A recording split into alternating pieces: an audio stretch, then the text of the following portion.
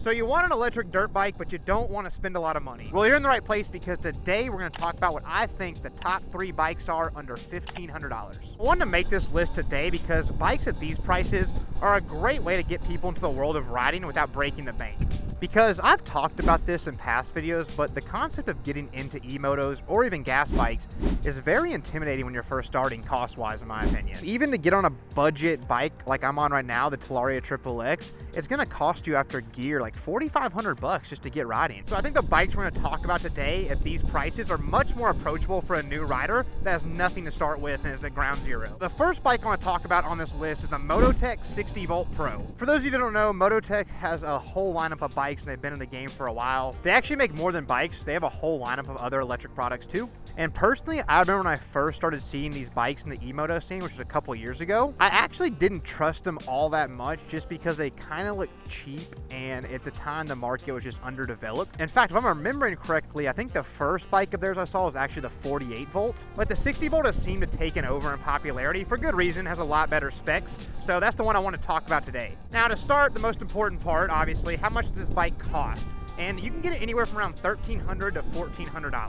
Obviously, this bike has a 60 volt battery, but it only has 15 amp hours. So although this bike almost goes 40 miles per hour, it only has around 15 miles of usable range. The bike does only weigh about 95 pounds, so it is a lightweight machine. It's got a little over a 40-inch wheelbase and about 27 inches of ground clearance. For reference, this bike has a 50-inch wheelbase, so even though these are mini bikes, it actually is a pretty decent size, so most adults should be able to ride one of these. I mean, don't get me wrong, it's going to be a small bike, but you should still be able to fit on it. I did see this bike comes with a 1412 wheel setup. So to summarize, we got a 60-volt bike that goes almost 40 miles per hour, has 15 miles of range, costs under $1,400, can hold a full-grown adult, and looks pretty good. Overall, the Mototech 60 Volt Pro is a great bike, and if you're on a budget, I think this is one of the options you should be looking at. All right, let's get out of this lot and talk about bike number 2, which is a classic we all know and love. And that bike is the Razor MX500, specifically a used Razor MX500. And they're usually more expensive, but if you find one, also an MX650. In my opinion, the Razor MX500 is the bike that started the DIY e-moto culture that's been going on for the past couple years.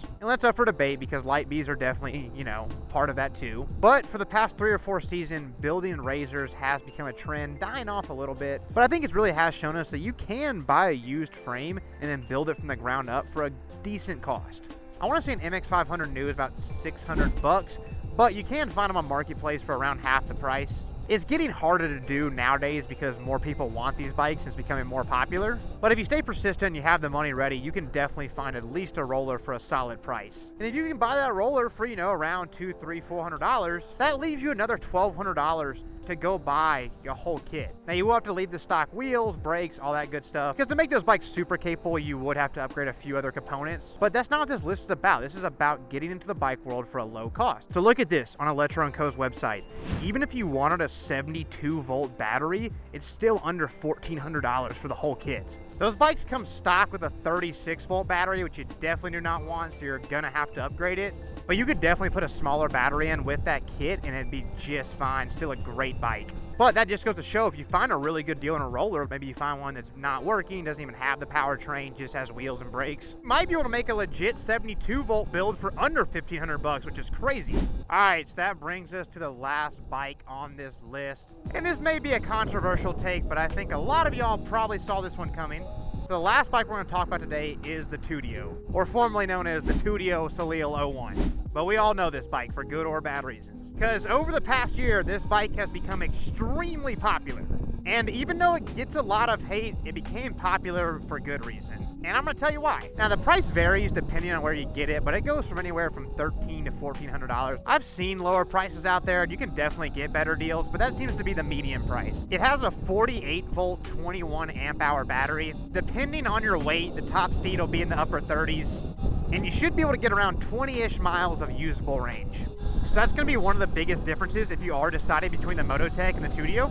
The Mototech does have the 60 volt battery, but you will get more range on the Tudio. Some more specs on the Tudio: it weighs 105 pounds and has over a 40-inch wheelbase. Now the biggest downside to me of this bike is I just don't like how it looks, to be honest.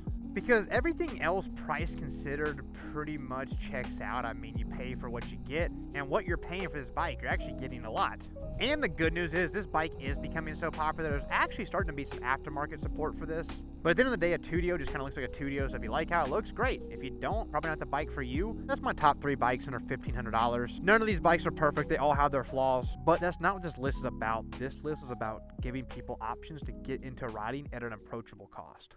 So let me know, would you guys buy any of the bikes on this list, or what bike would you buy with a $1,500 budget? But that's gonna do it for this one. Please hit that like and subscribe button, and I will catch y'all next video.